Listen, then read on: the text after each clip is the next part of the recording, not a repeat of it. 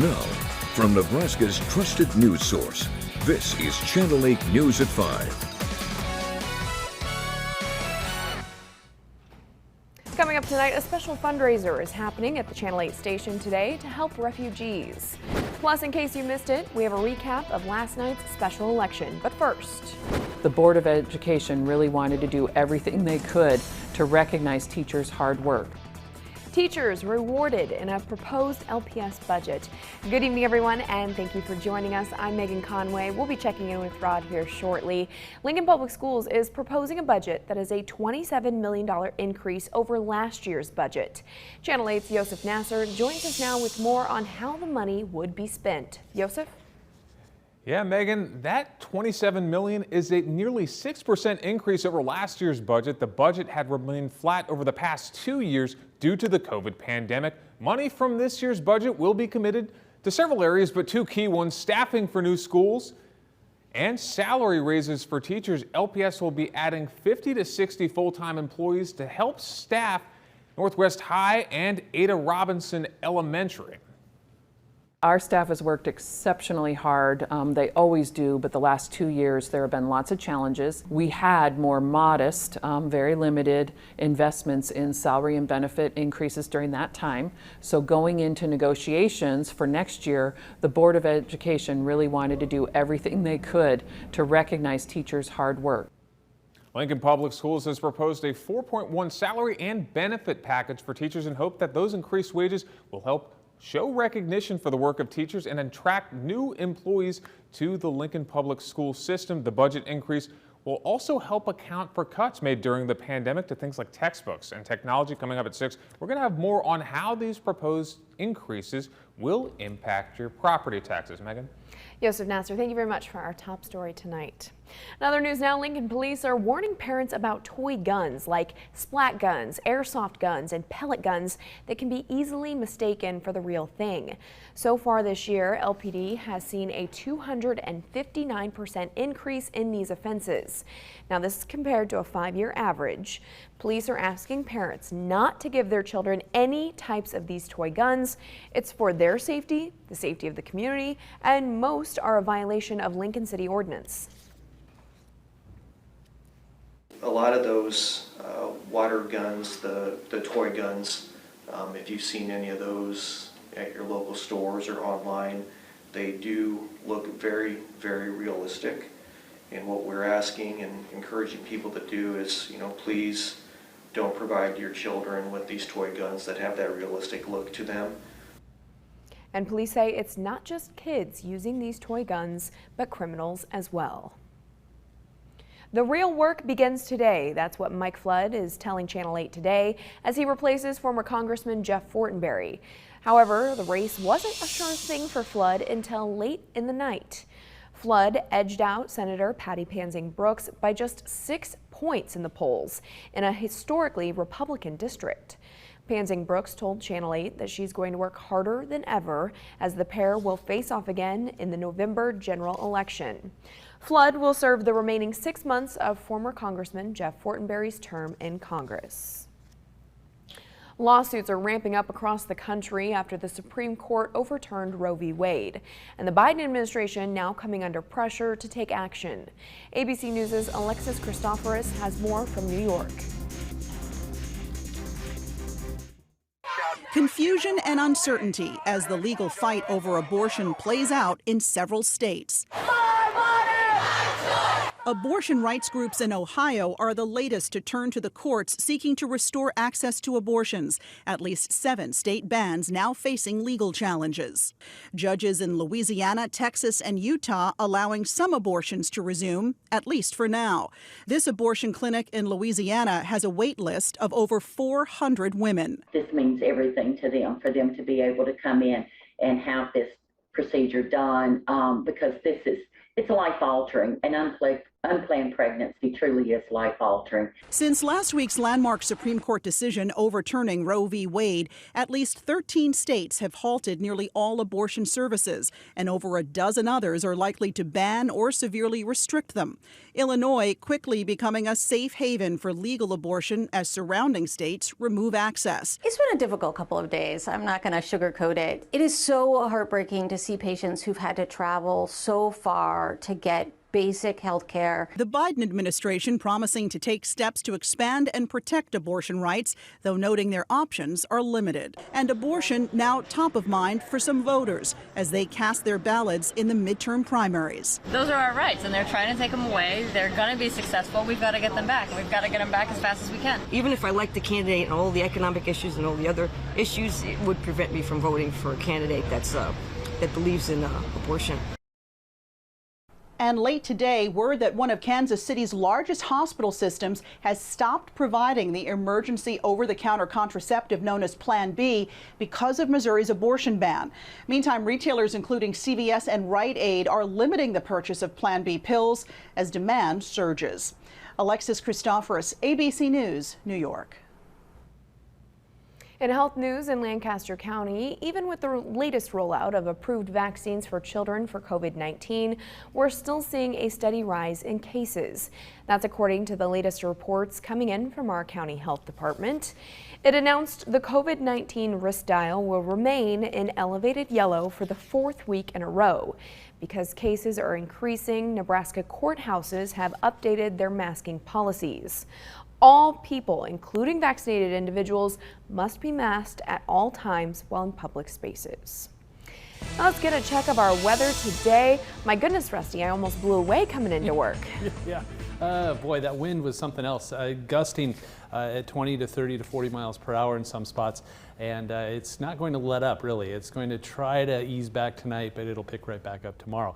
We have a severe thunderstorm watch just off to our north and northwest, and some of those storms are on the strong side already, just on the other side of North Platte there. It doesn't really look like there's storms within that severe thunderstorm box. That's because it's for wind that's being pushed out of those storms at 60 miles per hour. So an interesting storm system right there, but those storms should stay to the north and to the west of the capital city. Right now, just plenty of sunshine and maybe a few clouds in and around the Grand Island area, and that's about it. Temperatures, though, on the hot side, 93 degrees in the capital city, 90 in Friend, also 93 in Aurora and York, 96 in Grand Island. So it's hot out there. The dew point not too bad. I mean, it's still hot out there, but 50s and 40s for dew points makes it feel at least a little bit more tolerable than if it was in the 60s and 70s. But the wind is kind of a pain. It's out of the south at 10, 20, 30 miles per hour sustained, and the wind gusts are anywhere from 25 to 41 miles per hour. That Columbus wind gust at the top of the hour at 41 miles per hour. So very windy out there, and that is going to continue as we head through tonight and into the day tomorrow. So a warm and windy start to the day, 70 degrees, 88 degrees by noon with that southwest wind at 15 to 30, gusting towards 40 or 45, and 95 hot degrees by 3 o'clock tomorrow afternoon. There are showers and thunderstorms in the forecast as well. More on that in just a few minutes. We'll talk to you soon, Rusty. Thank you very much. Well, it has been a big day here at Channel 8. The city recently announced a resettlement fund for refugees, and Channel 8 is holding a drive-through fundraiser right now in our parking lot. That's where we'll find my co-anchor, Rod Fowler. He joins us live with an update. Rod? Hi, Megan. Yes, Channel 8 is proud to partner with the United Way of Lincoln and Lancaster County to try and raise as much money as possible for the recently announced Lincoln Resettlement Fund. It's to help refugees who are coming to Lincoln. And we're having a drive-through donation ceremony here in our parking lot at Channel 8. It's real easy. You just come through, drop off any type of monetary donation you can, and that'll help with the fund. Just to give you an example, they're expecting up to 200 refugees from Ukraine here in the next 6 months to a year. 65 have already made the trip over here, not to mention the more than 400 refugees from Afghanistan who now call Lincoln home. Joining me now is Lori Seibel. She is the president and CEO of the Community Health Endowment. Hi, Lori, how are you? I'm doing good. You haven't blown away yet, huh? I'm holding myself firm right here. I'll catch you in case you start blowing away here. Tell us about your involvement with the Resettlement Fund. Sure. At the Community Health Endowment, we've helped financially support the fund, and we feel really strongly that it's important to give these folks a great start in Lincoln. Some of the areas that you know they need some help with.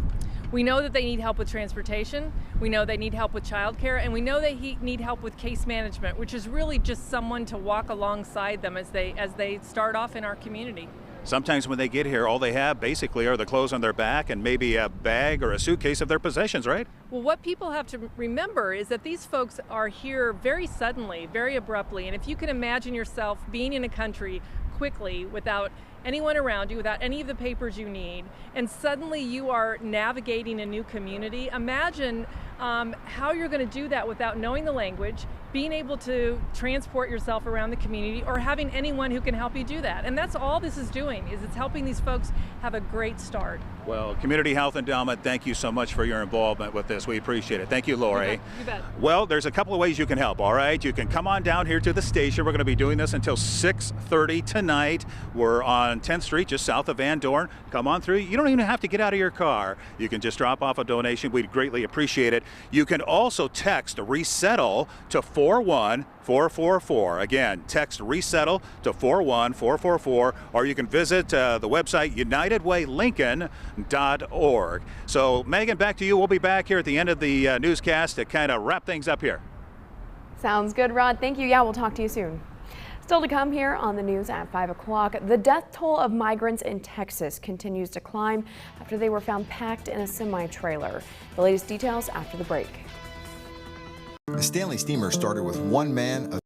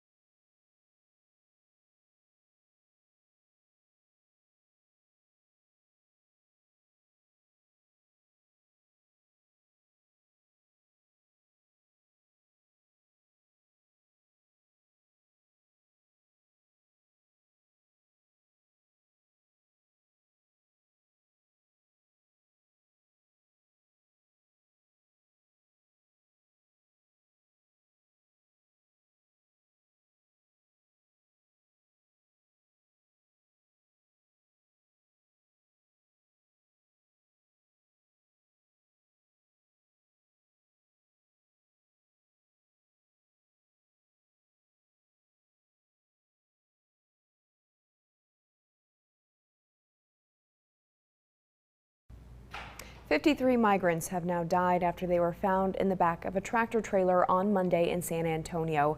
The number of the dead has been rising as the investigation continues. Here's the latest from ABC's Alex Stone.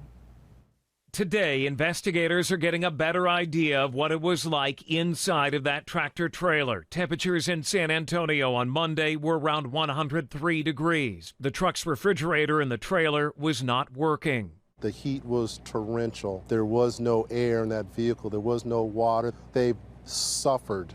They lost consciousness, and then they ended up dying. Texas Governor Greg Abbott, who immediately blamed President Biden for the deaths along the border today, said he is ordering state troopers to randomly inspect trucks coming into the U.S. It is heartbreaking. It is the deadliest migrant smuggling incident on U.S. soil, and it's on President Biden's watch. In a statement, the White House has emphasized its efforts to launch an anti-smuggling campaign, saying the U.S. and its partners have made over 2,400 arrests related to human smuggling in 3 months. At the scene along that rural San Antonio road where the truck was found, there is now a growing memorial. We mourn for those 51 immigrants who came to us to breathe that fresh air. Investigators believe one of the 3 they have in custody was a driver caught trying to run away. It's believed the suspects may have put meat tenderizer on the dead to mask the smell of the bodies. Rescuers say even those who were still alive when they were found were near death. The officers had to separate some of the deceased, trying to find who might be still alive. Homeland Security is now leading the investigation as work is underway to ID all of the victims and to figure out how long they had been in that truck and how they got there. Alex Stone, ABC News, Los Angeles.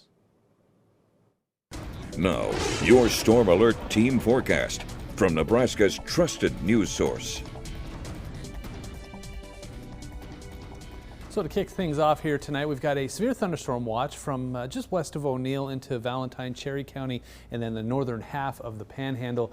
But ironically, there's a severe thunderstorm warning near the North Platte area, not within the severe thunderstorm watch, which we'll look at here in just a second. First, temperatures. It's hot out there, between 90 and 95, 96 degrees, 93 in Lincoln, 96 in Grand Island, 92 in Beatrice, and a cool 90 degrees in Nebraska City. But the dew point a little bit higher the further south and east you go, 62 and 63 in Nebraska City and Falls City, 50s for Lincoln, Wahoo, Columbus, York, Aurora, 46 though. That's why it's warmer in Grand Island. Drier air warms up faster, so 46 in that dew point, but 96 for the actual temperature. So that's one thing. The second thing is the wind. It's been gusting out of the south all day long, and it's been problematic in some spots too. A south wind at sustained anywhere from 18 to 32 miles per hour, and the wind gusts are anywhere from 25 to 41 miles per hour. So that's a pretty good gust of wind, especially going from south to north. So anybody on Interstate 80, high profile vehicles,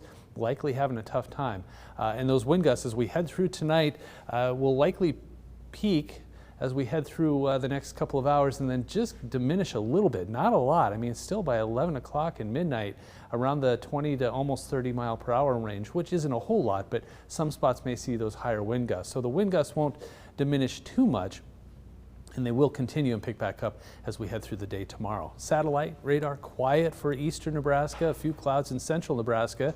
This is what we're looking at, though. There's a severe thunderstorm watch for the north central and northwestern portions of the state, and we do have a severe thunderstorm warning for this line right here. And the reason behind that is these storms are pushing out gusts of wind. That's what these things are right there. And they're anywhere from 50 to 60 mile per hour wind gusts. So there's a severe thunderstorm warning just on the other side of North Platte. Cold front will roll through. Now this is, those storms diminish as we head through tonight. So there's no threat of those storms making it any further east late tonight into early tomorrow morning. We'll be left with partly cloudy skies. This is Thursday morning, 6 a.m. As we head into the afternoon hours, this cold front gets closer and we start to see the storms build in. This is Thursday at 10 p.m. Scattered showers and thunderstorms along and south of Interstate 80. That's basically where they're going to stay according to this model. Some of them getting a little further north. By Friday morning, everything's still to the south, and then they start to diminish a little bit, and we're left with partly to mostly clear skies by Friday evening. Another round of storms off to the west will try to make its way this way as we head through the day on Friday, and then even more storms down to the south. So there's quite a bit going on as we head through the next several days. Most of Saturday looking dry, at least to start, something we'll be keeping a close eye on. How much rain are we talking about? Well, if everything stays to the south, 1 to 2 inches of rain south of Interstate 80, but then it tapers off very quickly as we head through Friday morning. Temperatures tonight right around 70, highs tomorrow, middle 90s once again. So mostly clear and breezy, well, windy, 70 degrees. Windy again tomorrow and 95 on Thursday. And the next 7 days, a little bit of everything, really. Lots to look at here. Middle 90s, storms late Thursday into Friday. Much cooler on Friday and Saturday. Middle 80s for a couple of days. Back into the 90s as we head through the holiday weekend. Storms possible on Sunday. Maybe an isolated thunderstorm Monday and Tuesday. And then back into the 90s. So a lot of chances, a very unsettled weather pattern, a lot of chances for thunderstorms. All right, thank you very much, Rusty, for keeping us updated. Here's a look at Wall Street today, a split day. The Dow gaining 82 points, NASDAQ falling just about 4. Here are your numbers. You're watching Channel 8, Nebraska's trusted news source. Tonight, after the powerful testimonies, get to the bottom.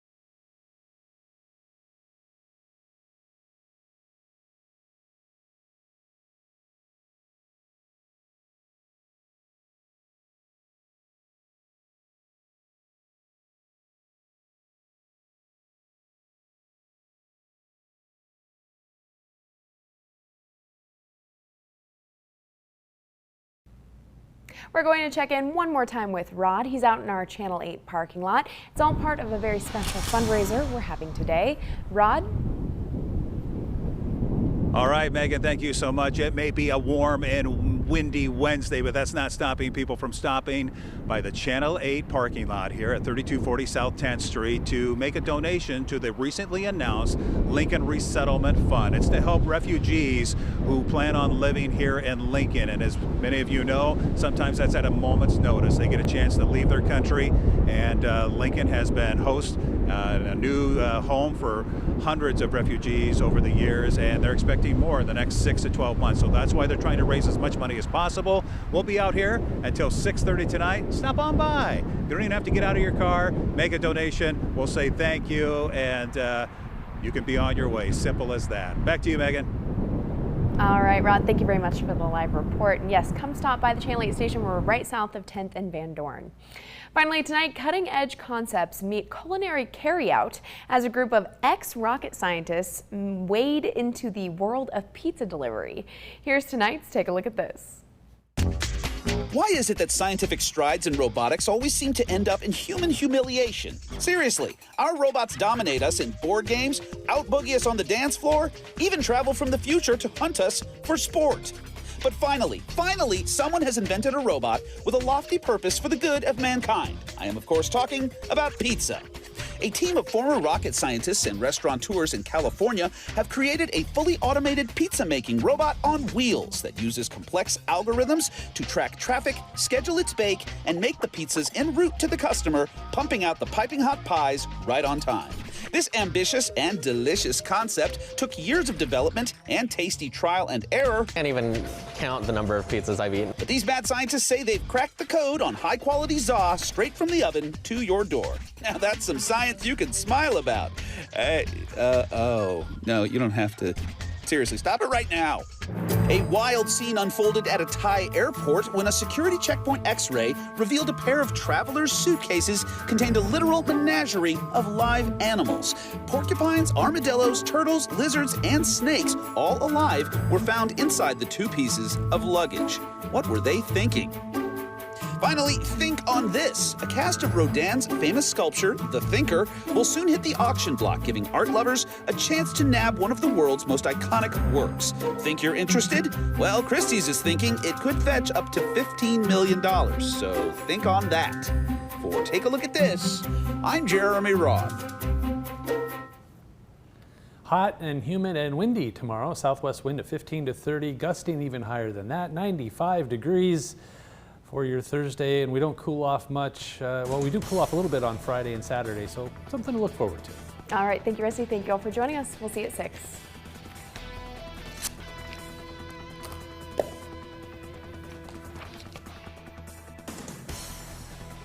With the Channel 8 Eyewitness News mobile app, you'll be the first to know. Get alerts about breaking news and weather, all in the palm of your hand.